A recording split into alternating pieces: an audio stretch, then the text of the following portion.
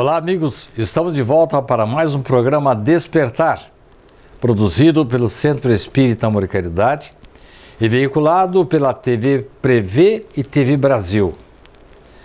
Temos de volta hoje o entrevistado Francisco Amorim.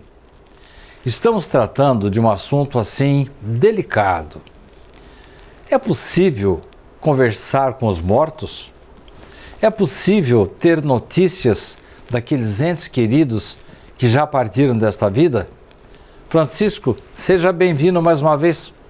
Eu agradeço o convite, estou à disposição, agradeço a casa e a audiência, aos canais que nos transmitem. Boa tarde a todos, vamos trabalhar. Francisco, nós já falamos sobre isso no programa anterior, que tempos atrás você esteve aqui conosco.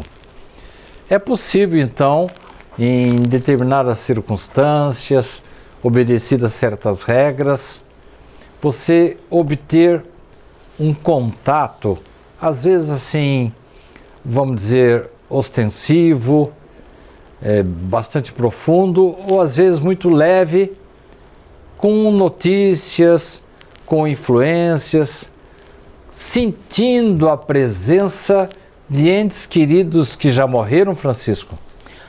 Pois é, isso sim, para muitas pessoas, né, é possível ter essas percepções com bastante clareza. Mas para todas as pessoas é possível ter essas percepções, muitas vezes na hora do sono, durante os sonhos, né, comunicações que acontecem durante o sonho, ou pela inspiração. Acontece isso também? Acontece pela inspiração. Por exemplo, artistas, escritores que usam muito a criação, eles acabam sendo assessorados por outras mentes já no plano espiritual, que ajudam ou que passam ideias, que socorrem essas pessoas durante o processo de criação. É por isso que às vezes eu estou escrevendo lá, surgem algumas ideias assim, interessantes, eu ponho no papel e na hora que eu vou ler o texto, falei, puxa vida, mas que ideia boa que eu tive aqui. Pois é, aí tem a seguinte, né? A gente tem dois processos, tem a inspiração e tem a intuição.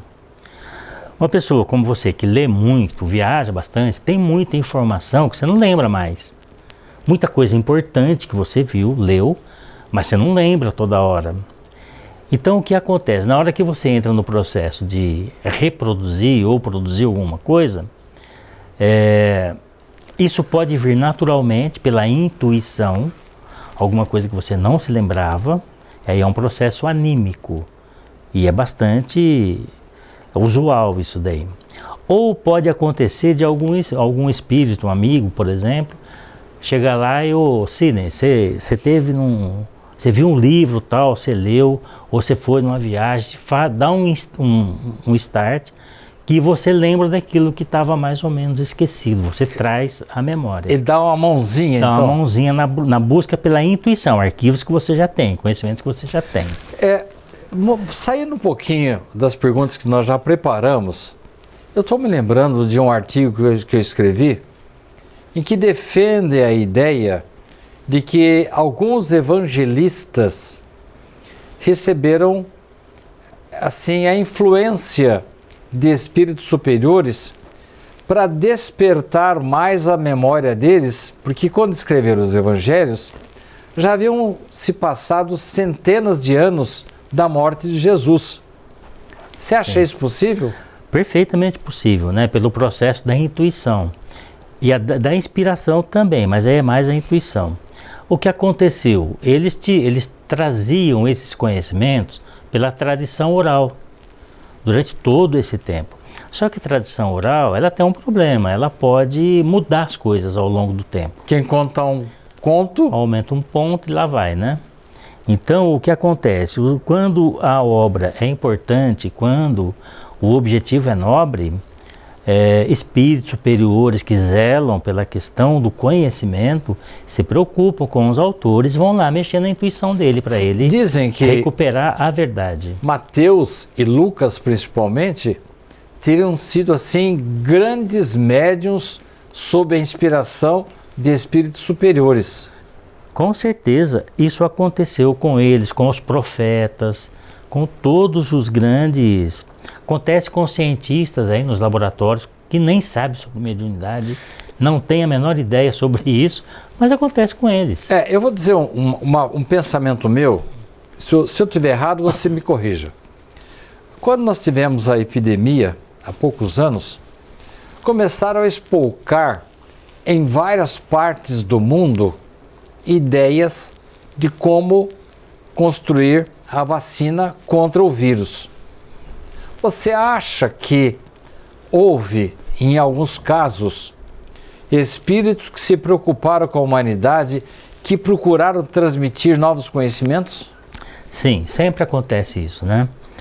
No caso de uma pandemia como essa, lá no plano espiritual, eles têm a percepção do que está acontecendo, tá? Se alguém se arrisca a fazer uma coisa dessa intencionalmente, já sabe que está sendo fiscalizado, que vai ser encontrado com certeza depois, né? Mas eles, mesmo seja natural, mesmo seja espontâneo, eles estão acompanhando a movimentação, estão pesquisando e estão vendo. E estão preocupados com o processo. Só que, pela lei do progresso, nós só conseguimos sair da inércia mental, da inércia criadora, se a gente fizer as coisas. Então eles não entregam prontos, eles estimulam, eles dão ideias, eles mexem com a intuição, eles fazem com que a gente ande. Se não existisse esse processo de mediunidade, de interferência dos que já desencarnaram com os que estão aqui, a gente estava na idade da pedra lá. O nosso progresso seria muito mais lento. Muito mais lento, muito mais devagar. A gente ficava dormindo aí embaixo dos coqueiros, que nem saber. E uma coisa como essa que você está falando aconteceu com Kardec. Ele sonhou, inclusive, com uma câmara pneumática, e paralelamente um outro, na outra parte do mundo, teve o mesmo sonho e criou a câmara de ar, né? Exatamente. Os espíritos falam que o ensinamento é universal. Então eles não jogam para um lugar só, para uma pessoa só. Eles espalham para quem todo puder mundo. pegar, né? E aí, os que pegam, aí está a ideia da pandemia. Quem pegou, conseguiu sair andando. Tá certo. Nós vamos fazer um pequeno intervalo e daqui a pouco retornaremos para a segunda parte, o segundo bloco do programa Despertar de hoje. Não saia daí, no instantinho estaremos de volta.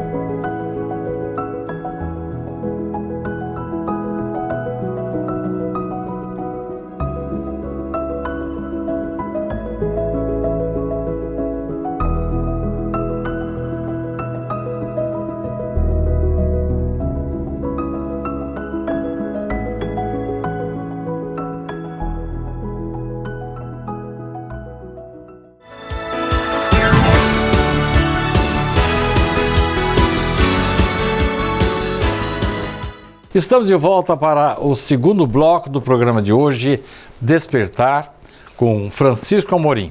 Francisco, o que é o encosto? Seria a obsessão dos espíritas? Seria a endemonização dos católicos? É isso, né? O que acontece nesses processos? São nomes diferentes para a mesma coisa, para o mesmo processo. A gente vê lá no Evangelho, Jesus, ele de vez em quando encontrava alguém que estava endemoniado. E aí ele ia lá e expulsava o demônio. Essa é a linguagem que está lá, tá? Não era bem assim? É assim. Depois, quando Kardec... E aí a ideia de endemonização ficou, né? Porque faltava conhecimento nesse momento aí. Jesus não explicava, pelo menos se ele explicou, tiraram, né? Não apareceu a Porque dá a explicação. impressão que o demônio entrou no corpo da Dava a pessoa. impressão que sim, né? Então ficou todo esse tempo as ideias de que os espíritos maus, os demônios, Entravam. tomavam o corpo das pessoas. A igreja então criou o exorcismo. Eu não me lembrava da palavra, mas seria uma espécie de possessão. Seria uma espécie de possessão, exatamente. O espírito teria tomado posse do corpo daquela pessoa. Mas isso não é possível. Não. Ele toma posse, ele domina a vontade da pessoa, domina magneticamente. De longe, um espírito pode dominar o outro do outro lado do mundo, se ele quiser. À distância. À distância, não precisa estar lá. Não precisa entrar no corpo dele. Não, Mas, pela frequência mental. mas isso também deve obedecer a um processo, né? É O gradativo, né? processo é a culpa. Peraí. Culpa. É. Quer dizer que quando eu tenho alguma coisa na minha consciência que me acusa de ter feito alguma coisa de ruim nesta vida contra uma pessoa, ou eu não lembro o que é direito, que pode ter sido em outra vida, eu me torno vulnerável à aproximação e à influência de um espírito? Do espírito prejudicado. Aquele foi prejudicado. O que vai acontecer? Quem faz alguma coisa indevida, se não percebe, porque entende que aquilo era o certo que tinha que fazer, existe essa situação, tá? A pessoa, por exemplo, num caso de vingança, fizeram um mal para mim, eu vou lá e me vingo. Eu estou achando que eu estou no meu direito de vingar. Só que aquele que foi a vítima da vingança, ele pode pensar de outra forma, tá? E cria um processo de vingança contra mim. Antes dele fazer essa vingança, vamos supor que eu sei que eu fiz o certo, porque é o que eu penso que a cultura me diz. Para ele é a vítima. As radiações mentais dele são captadas por mim, porque eu tenho uma relação energética de sentimento com ele, porque eu fiz um mal para ele.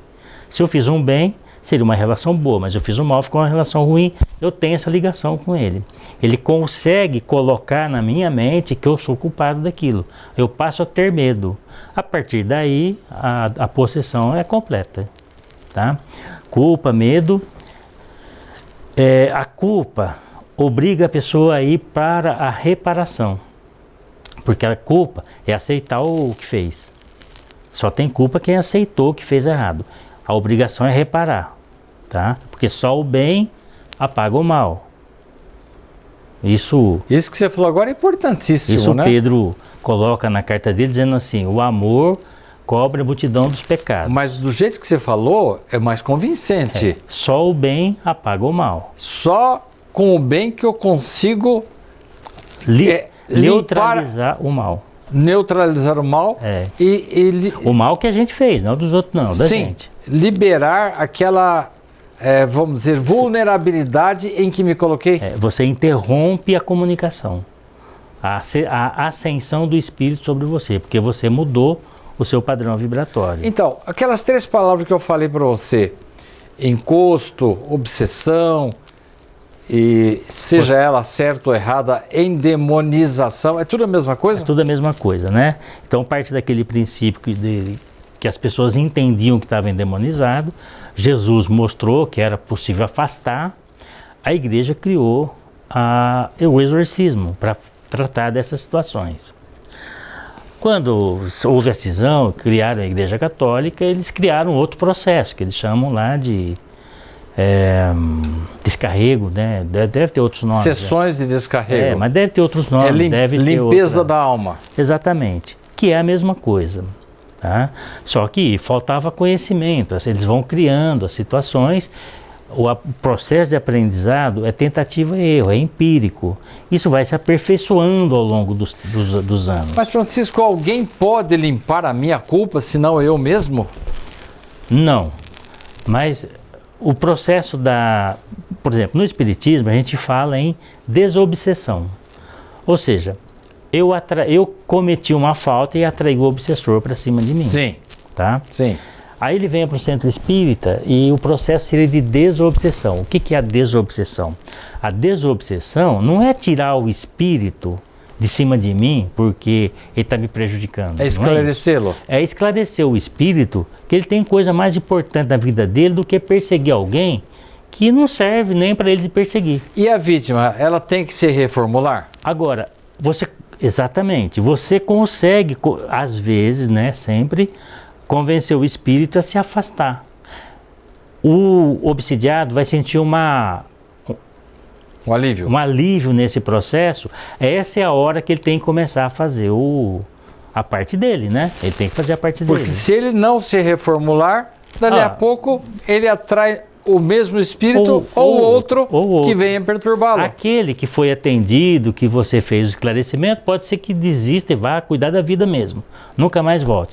Só que o que cometeu o erro e não se preocupou com a reparação... Ele solta um aroma que é captado... Ele vai ficar na frequência dos outros que têm o mesmo tipo de ideia e vai ser assediado de novo. Continua vulnerável. Continua vulnerável. Tá? É aquela história. Jesus explica isso. Você vai lá, limpa a casa, tira todos os espíritos malignos de lá e fica pronto. Aí outros 7 tira o espírito maligno, aí o cara fica lá, outros 7 espíritos voltam para aquela casa. Ele está falando da casa mental. Você limpa a casa mental, tira a impureza, mas o cara não mantém a porta fechada, a impureza volta. Quer dizer, pelo que você está dizendo, o maior responsável pelo encosto ou pelo processo obsessivo, seja ele simples, seja ele mais ou menos pela fascinação ou pela subjugação, o maior responsável somos nós mesmos. Exatamente. Que convidamos os espíritos a vir compartilhar a nossa casa mental. Exatamente, né? Esse convite é feito pelas nossas atitudes, a forma que a gente se coloca em relação aos outros. Palavrão atrai espírito? Necessariamente não. O que atrai espírito é sentimento. Isso atrai. Tem o ódio de você, tá? Se eu tenho ódio de você e tem um espírito que tem mais ódio do que o de você, vai falar, pera lá, esse é meu. Ele vem atrás de mim e fala, você não. Torna-se parceiro. Torna-se inimigo meu também. Porque eu tô com ódio de você e você é dele, tá? Falando assim do jeito mais que vulgar, as pessoas pensam hoje vulgarmente. Certo. Então a questão é sentimento, ódio, inveja, ciúme, medo. O medo é o que atrai menos. O que atrai mais é o ódio e a inveja. Esses são terríveis. E tem um nomezinho aí que a gente no meio termo, ressentimento. O ressentimento, ele está mais ou menos entre o orgulho e o ódio, né? O ressentimento é assim, alguém fez alguma coisa para mim, eu não consegui perdoar. Então eu tenho um sentimento negativo contra essa pessoa. Isso é um canal aberto assim, ó, de potência máxima. O melindre também entra nisso aí, né? Também. Tudo que é negativo, tudo que é sentimento negativo é porta aberta. Vamos botar as barbas de molho, Francisco. Nós vamos fazer um pequeno intervalo. A conversa está muito boa, o Francisco está sendo assim bastante condescendente com as minhas perguntas. Já estaremos de volta.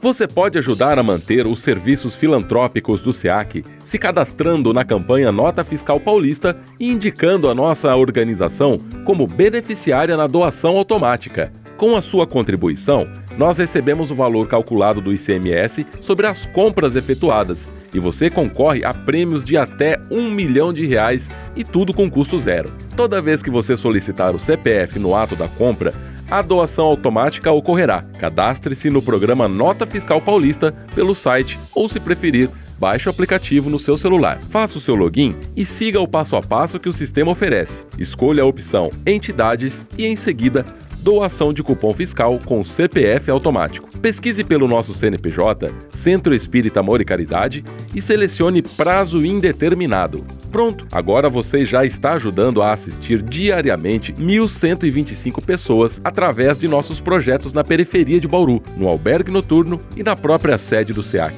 Caso tenha alguma dúvida, entre em contato com a nossa equipe. O Centro Espírita Amor e Caridade de Bauru agradece.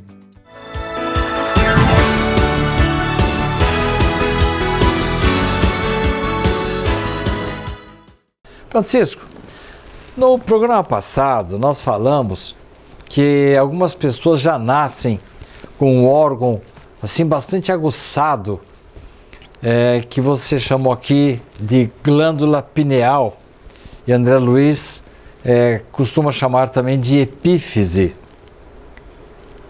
Quando nós nascemos com excelentes condições para nos tornarmos médiuns assim tarefeiros, com possibilidade de comunicações ostensivas, não só essa michuruca que eu tenho aqui de uma inspiraçãozinha para escrever, não, o Espírito vem para trazer uma mensagem mesmo.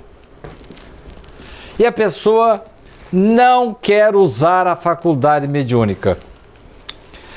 Há castigo? Não, castigo não, né? Porque uma das observações que a gente tem na lei de liberdade é a questão do livre-arbítrio. Mesmo porque é chamado de faculdade. Faculdade mediúnica. Nada é obrigatório, tá?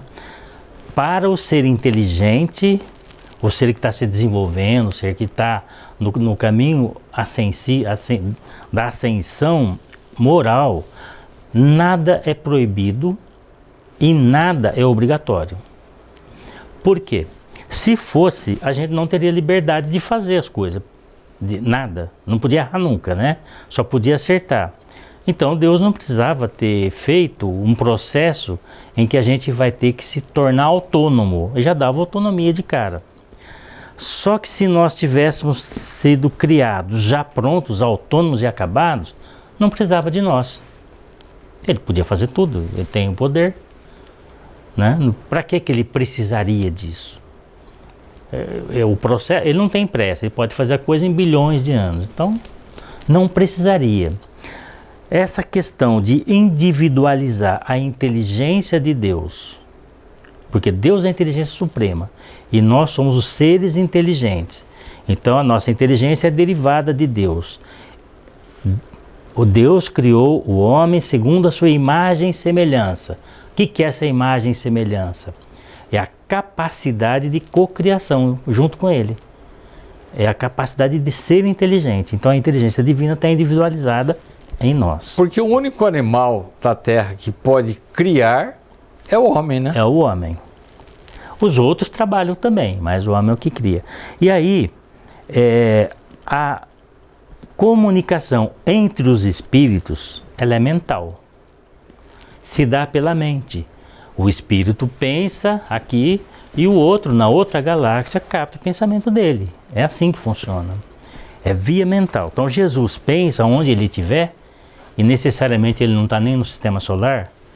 Ele é do sistema solar, ele é responsável pela Terra, mas pode ser que ele esteja em outro lugar.